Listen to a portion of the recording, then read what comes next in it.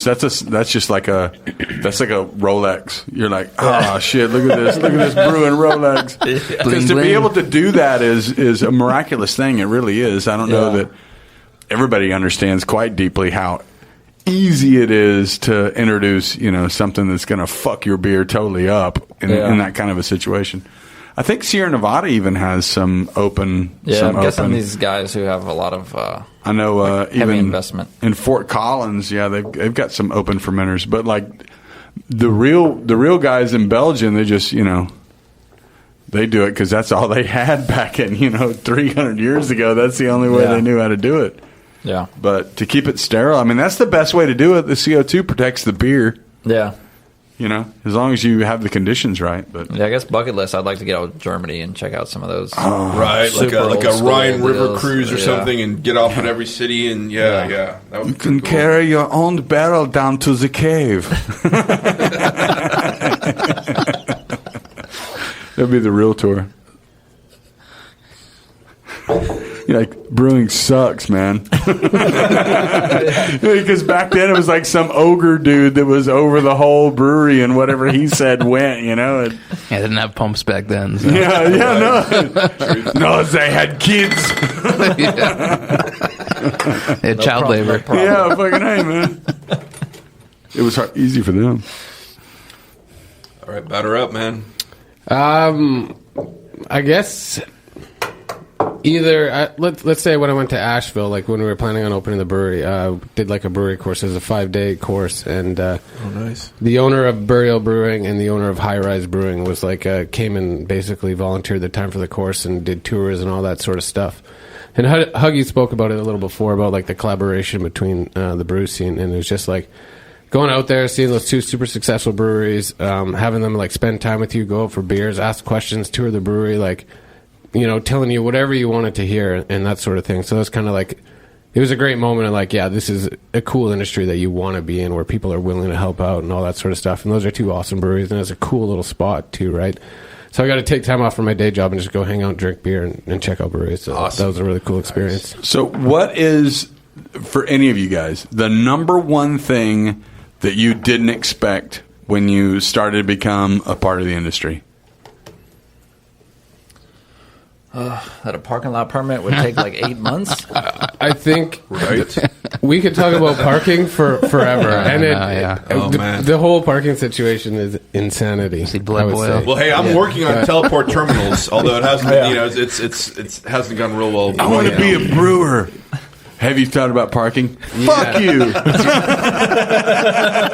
It's like whatever you thought you've thought about, you haven't. Exactly. That's the situation. That's good. That's good. You got to keep it open, man. You got to keep it open and shake and move. That's kind of be ready for whatever industry tells you, whatever, Yeah. You'll get, as soon as you open, I'm sure you'll get ASCAP and BMI at your door going, hey, did you know you can't even play that radio unless you pay us money? Yeah, that's coming. Yeah, they've been looking into that already. Yeah. Sure, we got some plans for that. Yeah, you got to, I mean, seriously, though. Original music. Yeah, I mean, really, but then you got to pay them to play, but I mean... at some point, you'd rather play they're still going to slip in a cover. If there's some asshole there from BMI in the crowd, they're going to send you a bill. Well, even and they will, man. Yeah, they'll check social media, and if you post about it, they'll call you up and go, hey. They'll send you a bill either way. Yeah, they will. Actually, just to start. That's their business plan. Just send bills. Send bills. We hear someone heard music at your place. Here's a bill for $1,500. You guys are open. You're playing music. Yeah. Were those the guys that used to try to sell us like CDs and stuff in the mail back when we were right? Yeah. I think I don't know how many times I fucked Columbia House. 20 CDs for a cent, and then you gotta give them money for the rest of your life. Be like, I'm sorry, man, I was 12. You can't legally blind me in a contract. See you in a couple years. I do admit you've got a pretty nice CD collection. Yeah. Remember me? He's still paying it up. Shit, no. This shit didn't even ever hit my credit. They're like, who's this mighty guy? Yeah, it was just Mike back then. Right. So, are there any styles or classifications that y'all are looking to, that you think are either overlooked or maybe that you're looking at, kind of, what's the beer plan? What's the beer plan? Yeah, so we're gonna be a brew pub, which there's not a lot of that in Houston. There's a few that have opened recently, but it's not really. You go to other cities and there's more of a brew pub scene where you go out, you eat, you drink. It's all right there, kind of thing. Here it's more tap rooms, and then the restaurants are separate, or there's food trucks and stuff. Yeah, agree. So we want to do everything inclusive. So what you're saying is you're going to be kind of like a traditional brew pub, which it was before 2013, back when food, serve your own beer, keep everybody happy. They're basically in-house. restaurants with beer that could never leave the restaurant. And I'm not saying you won't be able to leave it, but that was only because of the laws back then. Yeah. Right. But now the whole brew pub production brewery thing, technically, I mean, there's like a fine line. What most people assume, that's why people were, when the to-go law came, everybody's like, well, I could always pick up beer from breweries and leave. Well, no, actually, those were brew pubs. Which changed. That line is getting blurred. Right, it is. It used to be such a hard line, and now it's getting blurred. Yeah, which is fine. I think that's good for the industry. It's good for it's all about drinkers. gallon. It's all about gallon numbers now. Yeah. Well, it's all about gallon numbers is the only real division. And truthfully, being a brew pub is a no-brainer, but you're talking about something much deeper than actually what the legal classification is. You're talking about a vision. You're talking about the experience. Yeah, exactly. So the whole experience we want good food, we want air conditioning, we want good beer. Don't we all? We want a good view, a good local hangout, and so we want to do the whole thing. And so for the beer side, I want to do a good variety. Since we're going to be serving a lot of stuff on site, we're going to be you need to have a good variety to keep people interested and coming back. So we're going to be rotating our beers a lot. I have a plan for our first several beers, and then we'll just kind of see how they hit, if they hit or not, and then if they don't, we'll either reformulate it or drop it and try something different, or if it's a good one, we'll do it again. So we got a good variety. East Coast, New England IPAs, West Coast IPAs. I got a 5% porter, Nice. Kettle sour.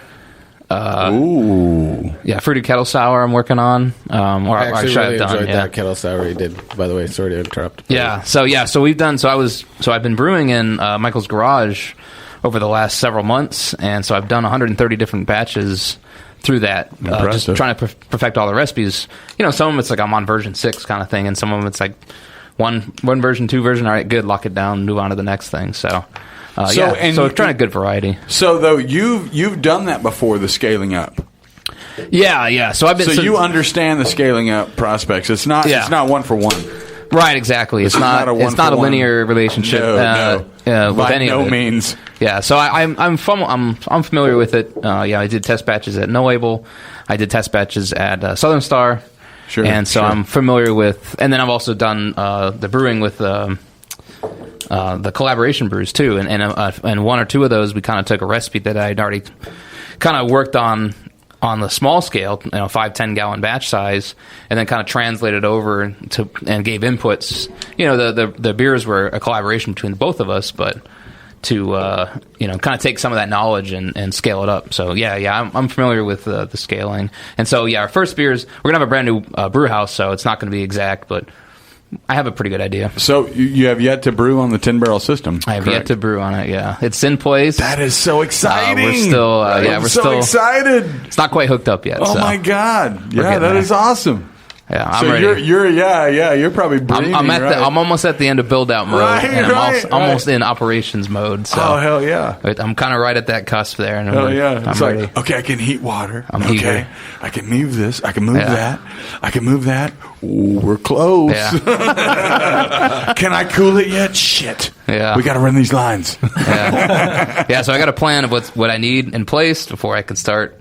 And so right now we're waiting on our sewers, so we can drain everything down the drain. Right. And then water. And then I can start cleaning things. And then so you have like troughs in the ground where you can just drain stuff off? I'm so jealous. We got trench drains, we got slope floors. I've been doing this a while, so epoxied floors. Yeah. Tank farm is supposed to be at like 5 degrees, right, on both sides as it goes down the center. Yeah. So we should have good drainage in there, and it should be pretty easy to keep clean. Right. That is cool. So you'll be able to just spray everything down with a cleaner and walk out of the room and go to sleep at night. I used to be at Southern Star, and they have the Argolith tile, which is super nice. Their whole cellar and brew house is that, and you can walk on the floor and you can feel the waves as you're walking up because of the sloping of the floor. Right. So we're not going to be quite like that, but it should still be pretty good and pretty easy to keep clean. Guys, we're out of time. Fastest hour of my week. We are out of time. Man, so, Michael, Todd, Huggy Bear, man, thanks so much for joining us. Yeah, thanks for having us. This is awesome. That was too fast of an hour. Local Group Brewing coming to the Houston area soonish. I'm excited. 2019-ish. January near you. Awesome. Thanks, guys. Yeah, really enjoyed it. Space travel. Beer. Does this look infected? Beer. Voting. Did we mention there's beer? Hey, thanks for listening. We'll be back next week, we think. Thursday nights, 7 p.m. Galactic Coast Power Hour. Vinyl Draft Radio. I gotta pee.